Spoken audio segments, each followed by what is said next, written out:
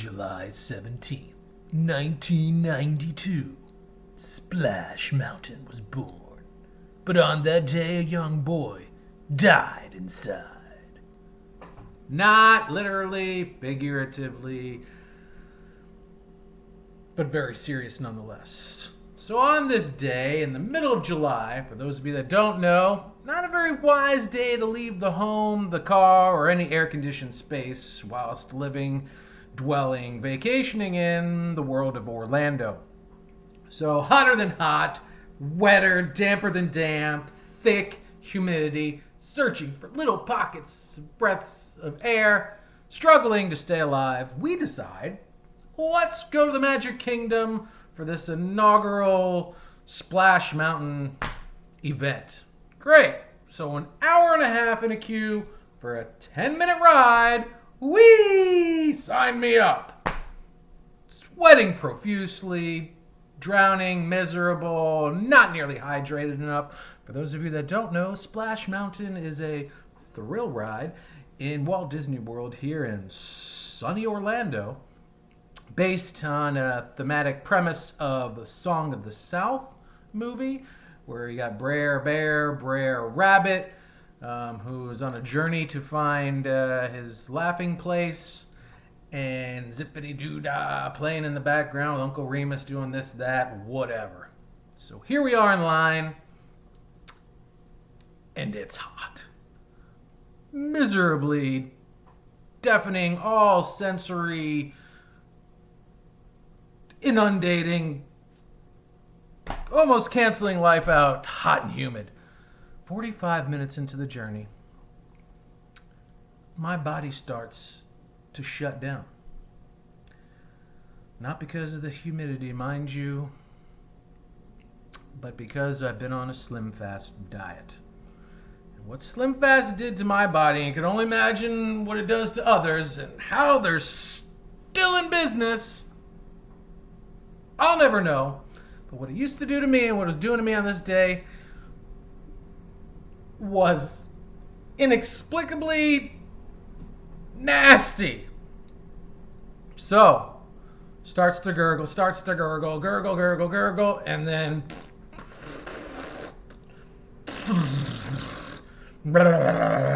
yeah. All that and more. Fortunately, no situation in the pants yet, but that's what's happening. And of course it's met with instant, we're in a party of, there's like 6 of us, right? And all of a sudden, I mean, we are packed, like packeder than packed can compacted be. Imagine all of your favorite foods in one container in all of the world, and here we are in this queue, 45 minutes in with 45 minutes to go, and we are tight, and I'm shitting everywhere. Now, we're weaving this and that. There's 16 lines of people. So, the wonderful thing is you can get away with it. It's kind of like crop dusting. No one's ever going to know unless your party decides to force themselves as forward as possible and distancing themselves as much as they can from you and your disgusting self, calling you out, putting the fluorescent spotlights upon you, and creating an instant accusation of farting guilt. Well, here we are, right? Although everyone is so wrapped up in their own misery, I'm still somehow getting away with it. So, whereas everyone is like inches, if not centimeters, away from one another, I'm 3 feet in front of me. So people are like, this guy's got to, he's got to hurry up. Come on, man, tighten up the line. Not even that was happening, but that usually does. If you're in a car, come on, the light just turned green 0.3 seconds ago, type of thing. But again, so encumbered by the treachery of the climate, whatever experience, that I'm getting away with this. All right. Except for my friends. They're knocking on death's door thanks to my Slim Fast situation, which was visited in part 2 of this 3-part fart series, by the way.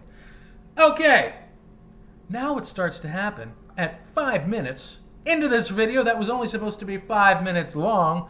Woo! Man! All right, wrap it up, Johnny.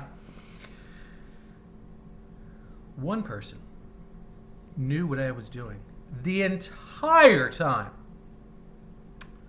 And this one person was, unfortunately for his sake, at ass level.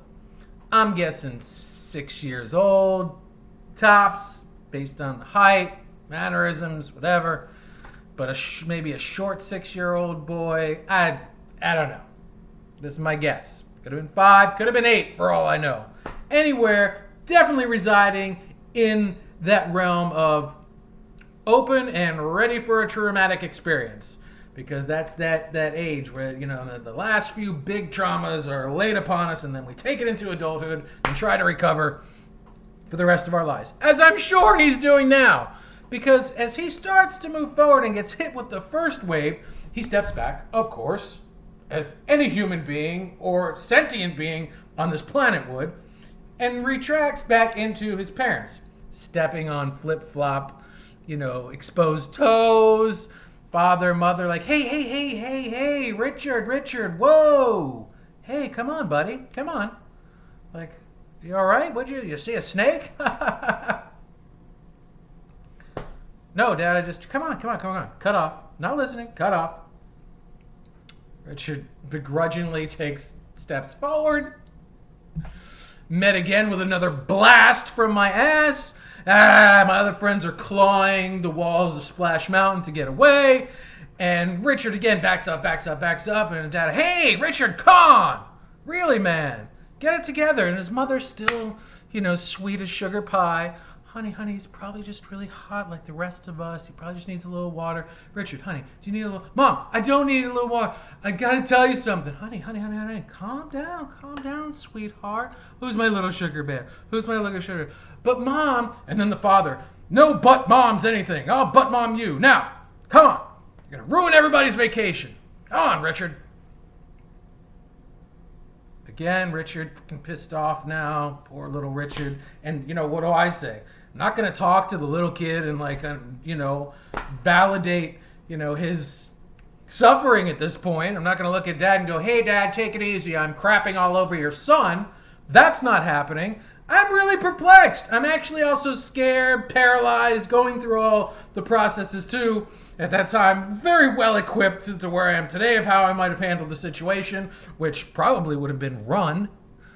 But I stayed there, basking in the sun, baking my shit bricks in this Splash Mountain oven and serving them to poor little Richard. Again, right? Maybe not that loud, but pretty close at times. There were other silent ones, but anyway, equally as deadly as we all know they can be. Poor Richard backs up again, this time met with the first, middle, and last name, red flag, Richard Peter Johnson. Don't make me have to turn this car around that I'm not driving in this line and take you back over here and do something horrible to you in front of everybody, but to the side, beat the shit out of you in the world's happiest place, Disney World. Oh, Dad, you don't understand. This guy, nothing. You need to get your shit together.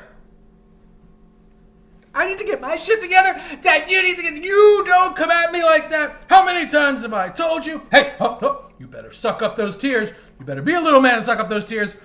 Ruin everybody's vacation. Do you want Clara's vacation over here to be ruined? Do you want to ruin your little sister's fairy princess moment in the land of everything wonderful? Do you, Richard? Do you? Suck up those tears. You better suck them up.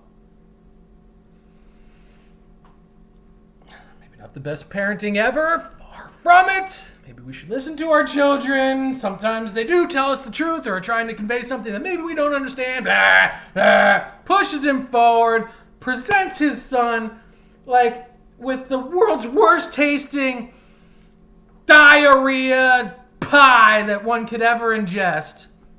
And the tears keep coming. The line's not moving.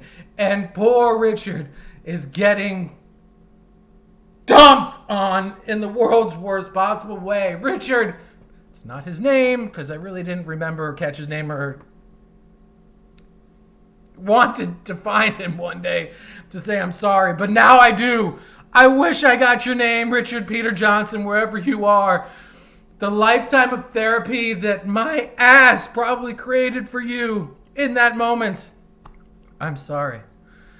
If your parents are still alive, which I hope they are for the sheer sake of supporting you in your healing journey, bring this video to them, I beg you. Show them that you aren't lying and you are a good son. Richard, I'm on your team now. I wasn't then, not because I didn't like you, but because I was scared and had no foundational premise to work upon on what to do, right, wrong, or whatever. So, Richard, this video is supposed to be 5 minutes, and I'm going to work on that. But I felt I couldn't do that moment justice, your journey justice, any of it justice without cutting it short and taking out the details. So I'm going the distance here, Richard. Because the world wasn't zippity-doo-dah for you, man. No, nay, 'twas not. It turned into zippity-doo-doo. Everywhere I'm sure you turned when you heard a fart, smelled a fart, you were taken back to that terrible moment. And that was my fault. And I'm sorry. Richard Peter Johnson, wherever you are. I know that day you were there just to find your laughing place, because we all have a laughing place. But it turned into a crying place. It turned into a place of lies and deceit and mistrust from our parents, and no communication, no unconditional presence and love from those that you most needed it from. No, you were met with wrath and shame and guilt, and that's my fault. And I hope that one day you'll be able to accept my apology, but if you don't, I understand that as well. But how do I close this out but by saying, I'm sorry. May you find healing, my friend, until we meet again. Of course, if you don't want to, I understand. But may you be at peace.